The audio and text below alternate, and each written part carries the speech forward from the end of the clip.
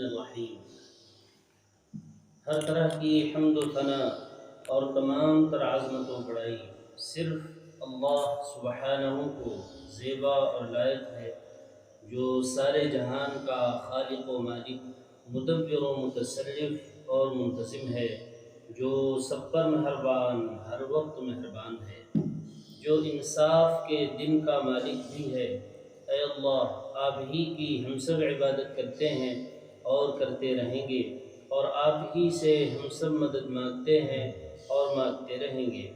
اے اللہ، ہم سب کو اپنی رضا والی جگہ جنت کا سیدھا اور سچا راستہ دکھا کر اس پر چلا دیجئے، یعنی نبیین، صدیقین، شہداء اور صالحین کے راستے پر، جن پر آپ نے اپنا فضل و انعام فرمایا، جو نہ تو یہود کی طرح عملی کوتاہی کی وجہ سے آپ کے غضب اور غصے کی زد میں آئے، اور نہ ہی نصارہ کی طرح علم کی کمی کی بنا پر راستے سے بھٹکے۔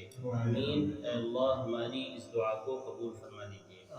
درود و سلام نازل ہو تمام انبیاء اکرام پر، خصوصاً آخری نبی محمد صلی اللہ علیہ وآلہ وسلم پر، آپ کی آل اور اصحاب پر۔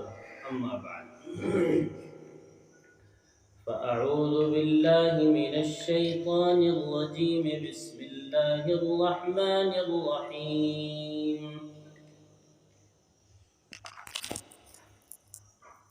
وَنُيَسِّرُكَ لِلْيُسْرَى فَذَكِّرْ إِن نَّفَعَتِ الذِّكْرَى سَيَذَّكَّرُ مَن يَخْشَىٰ وَيَتَجَنَّبُهَا الْأَشْقَى الَّذِي يَصْلَى النَّارَ الْكُبْرَىٰ ثُمَّ لَا يَمُوتُ فِيهَا وَلَا يَحْيَىٰ۔ یہ سورۃ الاعلیٰ، سورہ نمبر 87 کی آیت نمبر 8 سے لے کر 13 تک۔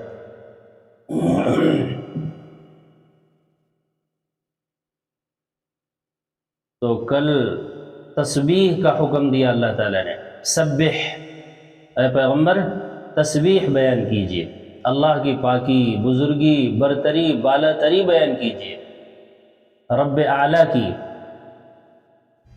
تو قرآن پاک میں اللہ تعالیٰ نے نبیوں کا طریقہ بھی بیان کیا کہ انہوں نے کس طرح تسبیح بیان کی تھی۔ چنانچہ جب فرشتوں نے اعتراض کیا کہ اے اللہ، ان کو کیوں بنا رہے ہیں، آدم کو جھگڑا کریں گے، لڑائی کریں گے، خون بہائیں گے، کوئی فائدہ ان کا ہے نہیں، تو اللہ تعالیٰ نے فرمایا کہ انی اعلم ما لا تعلمون، میں وہ جانتا ہوں جو تم نہیں جانتے۔ اور فرشتوں کو یہ بھی گمان تھا کہ جو بھی علم اللہ کا ہے وہ سارا علم اللہ نے ہمیں دے دیا ہے، کیونکہ ہم فرشتے ہیں، اللہ کے مقرب لوگ ہیں۔ چنانچہ اللہ تعالیٰ نے وعلم آدم الاسماء، آدم علیہ السلام کو تمام اشیاء کے نام سکھا دیے، جتنی بھی دنیا میں چیزیں ہیں، جتنی بھی برتنے والی چیزیں ہو سکتی ہیں، سب کے سب نام اللہ نے آدم کو سکھا دیے۔ نام کا علم بہت اہم علم ہے۔ آپ دکان پہ کوئی چیز لینے جائیں، آپ کے ذہن میں نام نہیں معلوم، کتنی پریشانی ہوگی۔ بہت دیر تو آپ کہہ رہے ہیں وہ دے دیجئے، یہ دے دیجئے، اور ذرا وہ اٹھا دیجئے، آپ نام بتائیے تو ایک مرتبہ وہ چیز مل جائے۔ تو نام کا علم بہت اہم علم ہے، اس لیے سب سے پہلے وعلم آدم الاسماء، آدم علیہ السلام کو اسماء کے نام کا علم اللہ نے دے دیا، تمام چیز جو ان کے کام آنے والی تھی دنیا میں آنے کے بعد، تمام چیزوں کے نام سکھائے۔ کلھا ثم عرضهم علی الملائکہ، پھر فرشتوں پر پیش کیا کہ تمام چیزیں اللہ نے سامنے کر دی، بتاؤ ان کے نام بتاؤ۔ ان کا خیال یہ تھا کہ اتنا بھی علم ہے سب اللہ نے ہمیں دے دیا ہے۔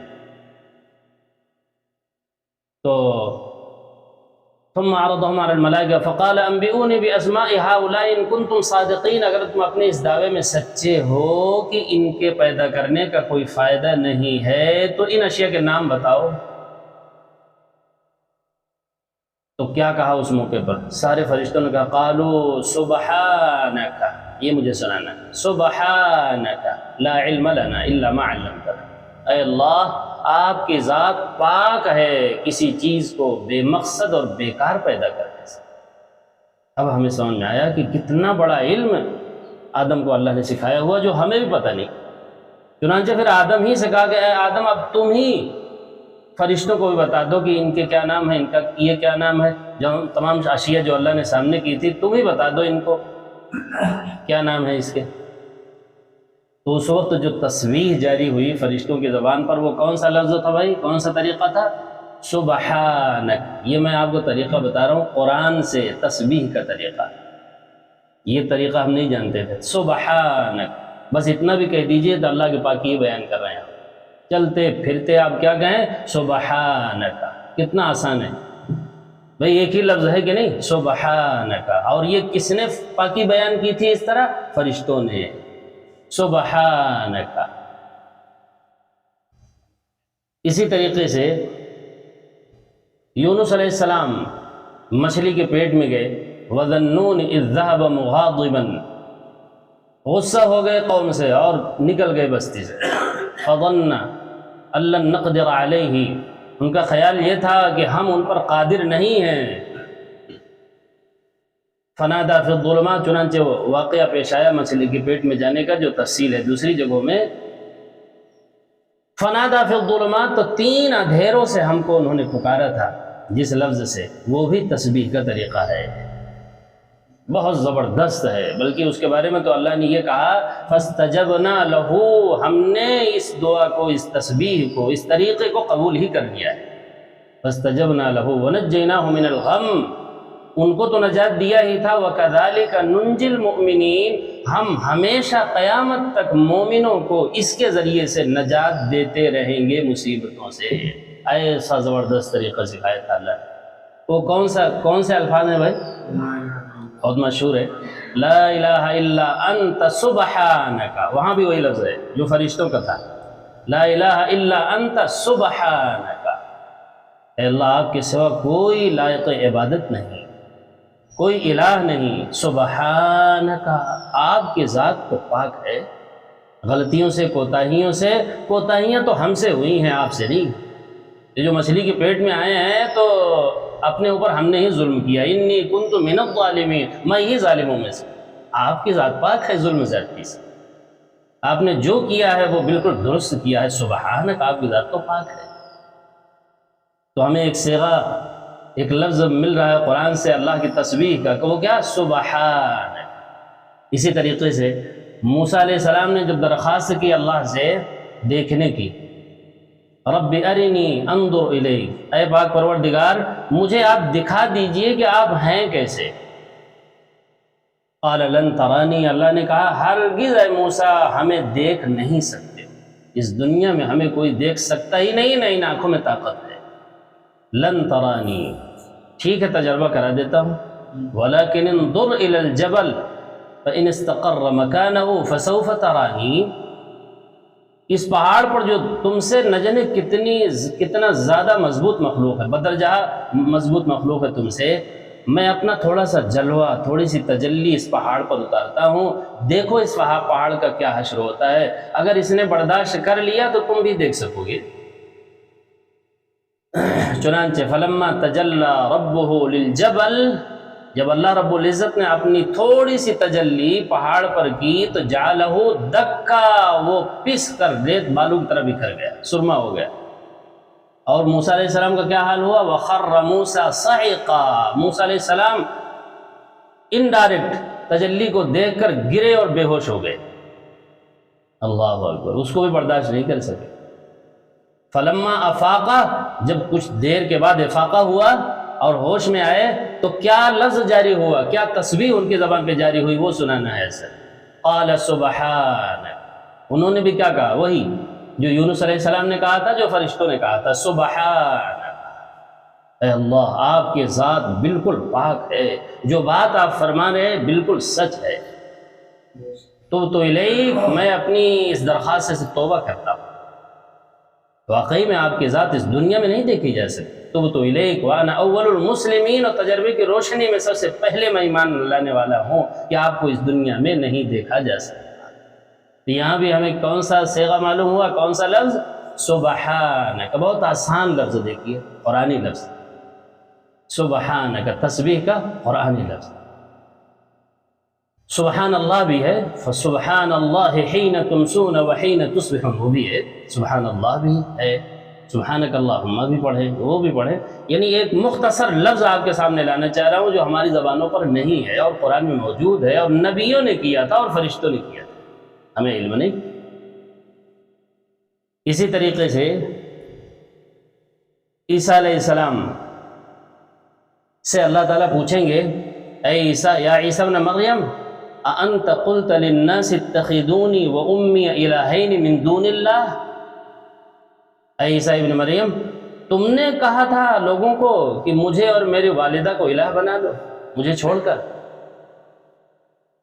تو انہوں نے بھی کیا کہا، قال سبحانک، اس موقع پر وہ بھی وہی کہیں گے، قیامت میں کیا کہیں گے، سبحانک، اے اللہ آپ کی ذات پاک ہے، ما یکون لی ان اقول ما لیس لی بحق، میں ایسے کیسے کہہ سکتا تھا جو میرے لائق ہی نہیں ہے، ان کنت قلتہ فقد علمت، اور اگر میں نے کہا ہے تو آپ تو جانتے ہی، تعلم ما فی نفسی ولا اعلم ما فی نفسی، اس لیے کہ آپ تو وہ ہیں جو دلوں کے بات کو جانتے ہیں، اور مجھے آپ کے بارے میں پتہ نہیں کہ آپ کے دلوں، آپ کے اندر کیا ہے، لیکن میرے اندر کیا ہے آپ سب جانتے ہیں، اگر میں نے کہا ہے تو آپ جانتے ہی۔ بہت عجیب بات تھی۔ تو وہاں بھی انہوں نے جس سے تسبیح کی تھی وہ کون سا لفظ تھا بھائی، سبحانک۔ آخری قرآنی پورا لفظ سن لیجئے، اللہ تعالیٰ نے خود اپنے بارے میں تسبیح کا جو طریقہ سکھایا، سورہ صافات کے آخر میں فرمایا، خود اللہ تعالیٰ نے سکھایا بندوں کو، سبحان ربک رب العزت عما یصفون وسلام علی المرسلین والحمد للہ رب العالمین۔ یہ ہم لوگوں کو یاد ہے، یہ اللہ تعالیٰ نے تسبیح کا طریقہ سکھایا قرآن میں، اور اگر آپ کو تفصیل سے کہنا ہو اور تسبیح کرنی ہو تو یہ پڑھ لیا کرے، سبحان ربک رب العزت عما یصفون، آپ کا رب ان تمام نقص، کمی، کوتاہی، عیب، ضرورت، تمام چیزوں سے پاک ہے جو لوگ متصف کرتے ہیں، بیٹا سے، بیٹی سے، تمام شرکیہ چیزوں سے بالکل کیا ہے بھائی، پاک ہے۔ وسلام علی المرسلین، رسولوں پر اللہ کی سلامتی ہو، جتنے بھی رسول ہیں، والحمد للہ رب العالمین، اور حمد اور تعریف رسولوں کے لیے نہیں ہے بلکہ رب العالمین کے لیے ہے۔ حمد اور تعریف صرف کس کے لیے ہے، اللہ کے لیے ہے، رب کے لیے ہے۔ بہرحال یہ تو کل کا ما بقیہ تھا، وہ صیغہ مجھے بتانا تھا، وہ آسان، سبحان، آپ چلتے پھرتے اس طرح بھی تسبیح کیا کریں۔ آیت نمبر 8 دیکھیں، فرمایا وَنُيَسِّرُكَ لِلْيُسْرَىٰ، تو پہلی خوشخبری دی تھی کل، سَنُقْرِئُكَ فَلَا تَنْسَىٰ، اے پیغمبر قرآن پڑھنے میں آپ جلدی نہ کریں، آیت نمبر 6 میں ہم آپ کو خود پڑھا دیں گے اور ایسا پڑھائیں گے کہ فلا تنسا، آپ بھولیں گے نہیں۔ یہ ہو گیا دوسری خوشخبری، وَنُيَسِّرُكَ لِلْيُسْرَىٰ، پڑھا ہی نہیں دیں گے بلکہ آپ کے لیے اس قرآن کو، اس تذکیر کو ہم بہت آسان کر دیں گے۔ قرآن کو کیا کر دیں گے، آسان کر دیں گے۔ اسی لیے قرآن میں اللہ نے ایک ہی صورت میں 4-5 مرتبہ فرمایا وَلَقَدْ يَسَّرْنَا الْقُرْآنَ لِلذِّكْرِ فَهَلْ مِن مُدَّكِرٍ، ہم نے قرآن کو بہت آسان کیا ہے۔ کلام کس کا ہے، اللہ کا۔ وَلَقَدْ يَسَّرْنَا الْقُرْآنَ لِلذِّكْرِ، نصیحت حاصل کرنے کے لیے بہت آسان کیا ہے۔ اتنی آسانی سے نصیحتیں اللہ کی سمجھ میں آ جاتی ہیں کہ عام انسان یا عام باتوں میں کیا کہا جا رہا ہے جلدی انسان کو سمجھ نہیں، لیکن قرآنی نصیحتیں ایسی عام فہم ہوتی ہیں، آسمان سے، زمین سے، چرند سے، پری سے، گھاس سے، پھوس سے، جن سے ہمارا واسطہ ہے، انہیں سے اللہ تعالیٰ توحید سمجھا رہے ہوتے ہیں۔ لِلذِّكْرِ فَهَلْ مِن مُدَّكِرٍ، ہے کوئی نصیحت حاصل کرنے والا؟ تو اللہ نے کیا کہا، دوسری خوشخبری ہے پیغمبر قرآن کے بارے میں، یہ ہے آپ کے لیے خاص طور سے اور عام طور سے سبھی کے لیے آپ کے بعد، کہ ہم آسان کر دیں گے، وَنُيَسِّرُكَ، اسی وَلَقَدْ يَسَّرْنَا الْقُرْآن سے ہے، ہم آپ کے لیے آسان کریں گے اس ذکر کو، اس قرآن کو۔ چنانچہ اس کا یاد کرنا بھی آپ کے لیے آسان ہو جائے گا، اس کا بیان کرنا بھی آسان ہو جائے گا، اس کا حفظ رکھنا بھی آسان ہو جائے گا، اس کی تذکیر بھی، تبلیغ بھی، سب آسان۔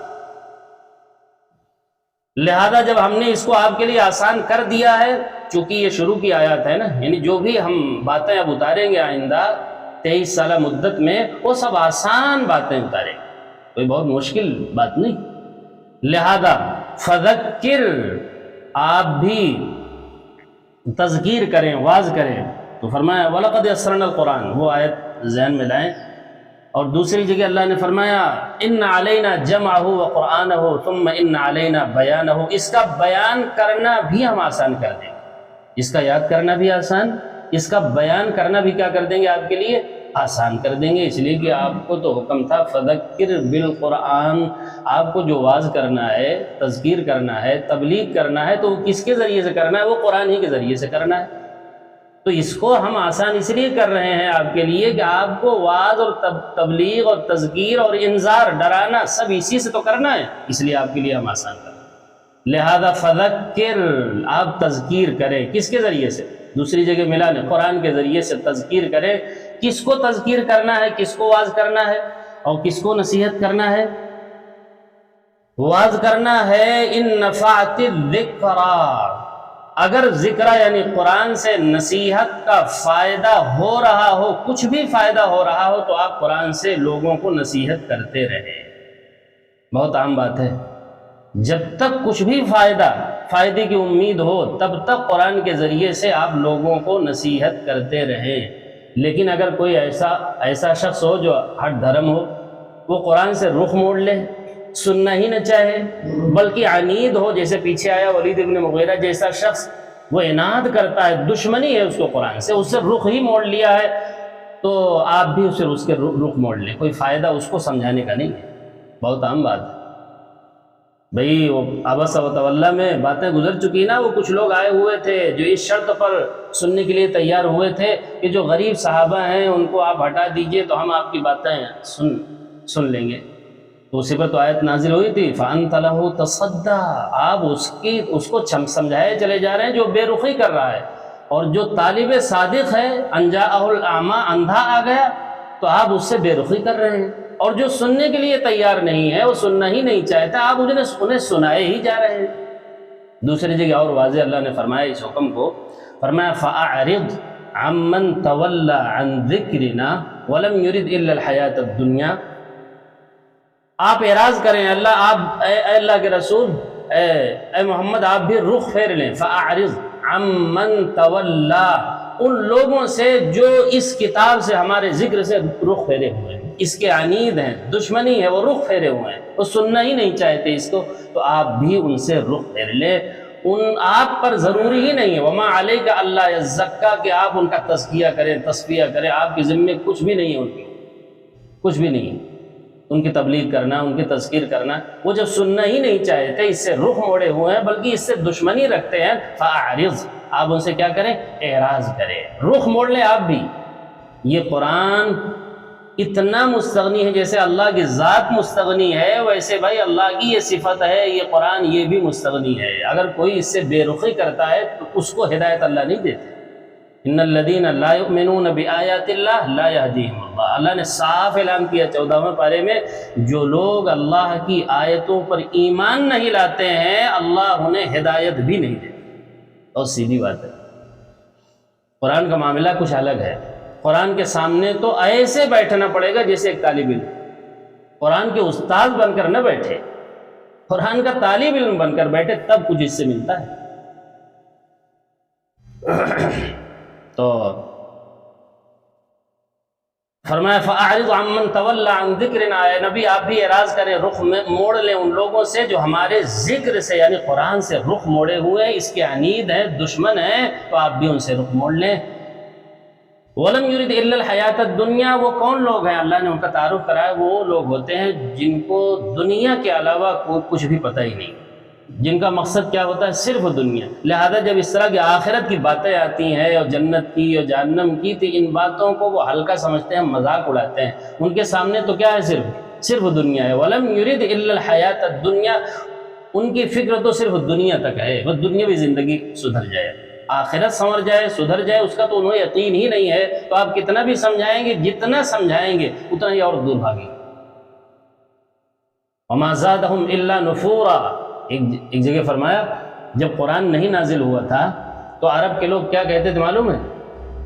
عرب کے لوگ کہتے تھے وَأَقْسَمُوا بِاللَّهِ جَهْدَ أَيْمَانِهِمْ، قسمیں کھا کر کہتے تھے لَإِن جَاءَهُمْ نَذِيرٌ لَيَكُونُنَّ أَهْدَىٰ مِنْ إِحْدَى الْأُمَمِ، اگر ہمارے پاس بنی اسماعیل میں کوئی نذیر آ جاتا، کوئی ڈرانے والا آ جاتا جیسے یہود و نصارہ میں آیا، تو ہم بہت زیادہ ہدایت پر آ جاتے ہیں۔ لَيَكُونُنَّ أَهْدَىٰ مِنْ إِحْدَى الْأُمَمِ فَلَمَّا جَاءَهُمْ نَذِيرٌ، جب نذیر آ گیا، ڈرانے والا آ گیا، ہوشیار کرنے والا آ گیا بنی اسماعیل میں، عربوں میں، یعنی محمد صلی اللہ علیہ وسلم جب آ گئے تو پھر کیا کیا انہوں نے؟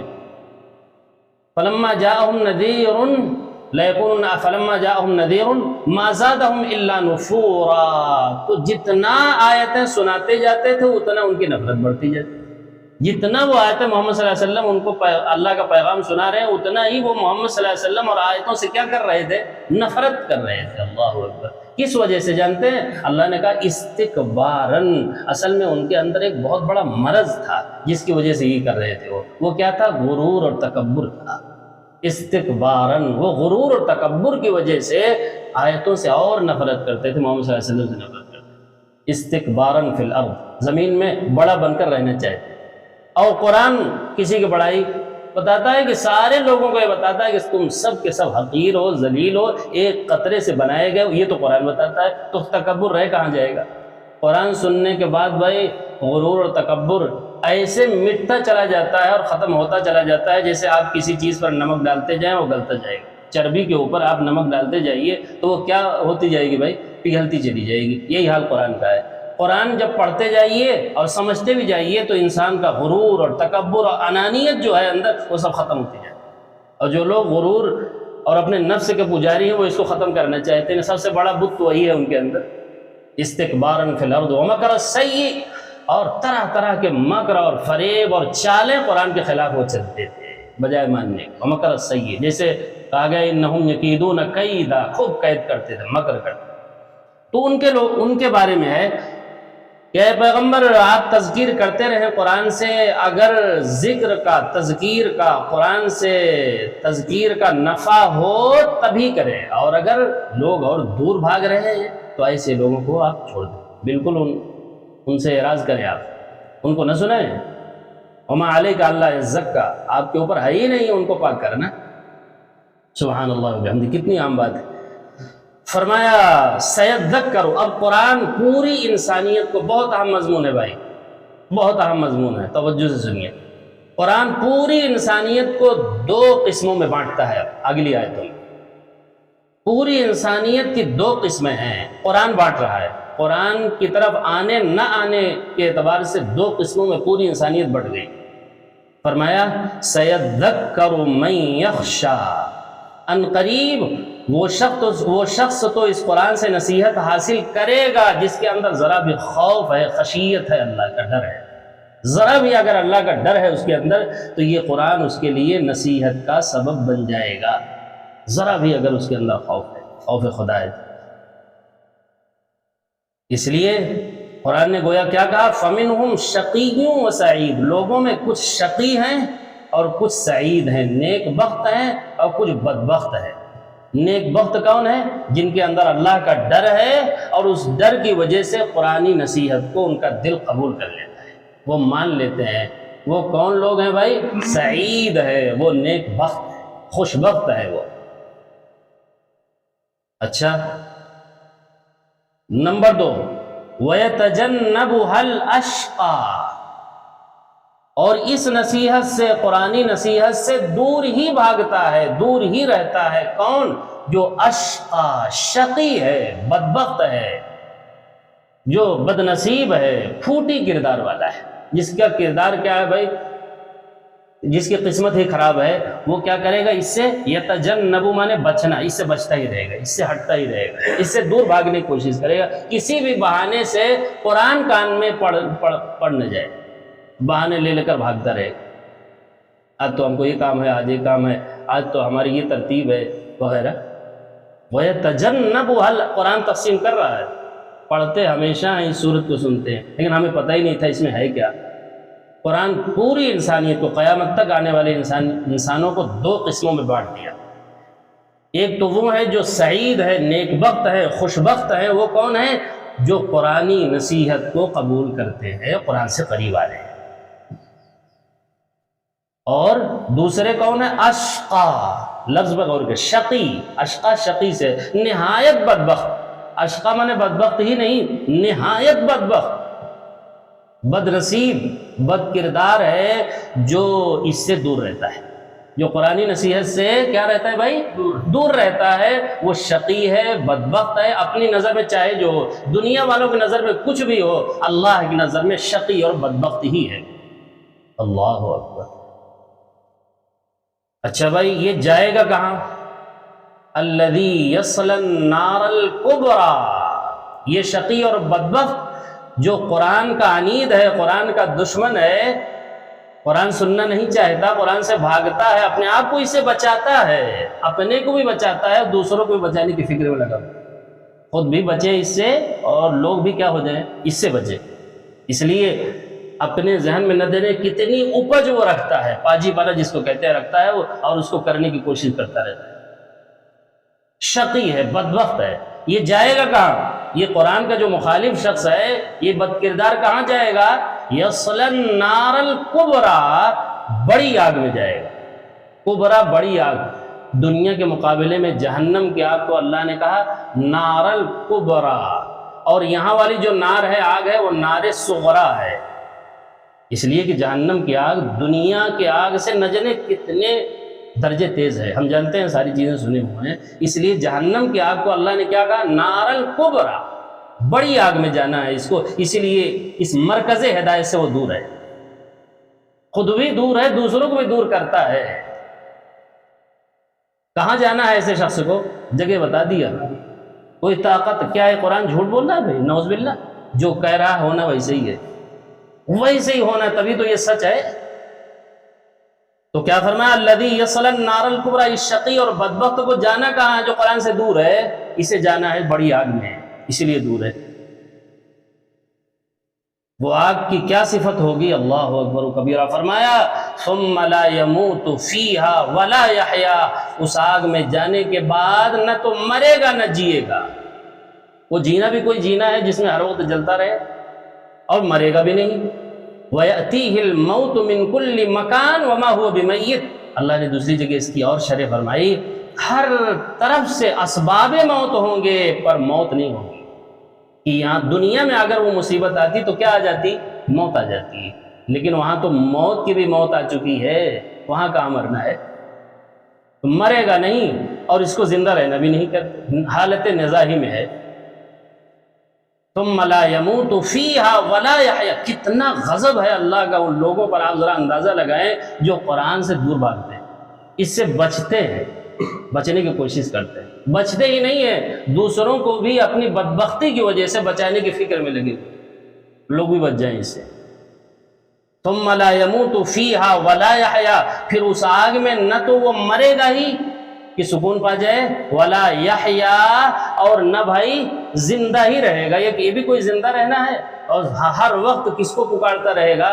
موت کو، یا لیتہا کانت القاضیہ، یا لیتہا کانت القاضیہ، اے کاش کی موت آ جاتی اور ہمارا صفایا کر دیتی، یہ پکارتا رہے گا۔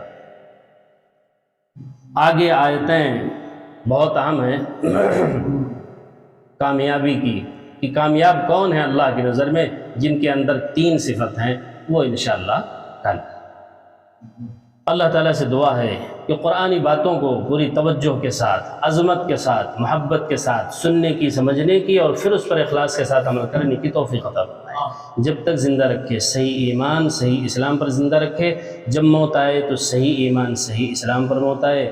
سبحانک اللہم وبحمدک، اشہد ان لا الہ الا انت، استغفرک واتوب الیک۔ سبحان ربک رب العزة عما یصفون، وسلام علی المرسلین، والحمد للہ رب العالمین۔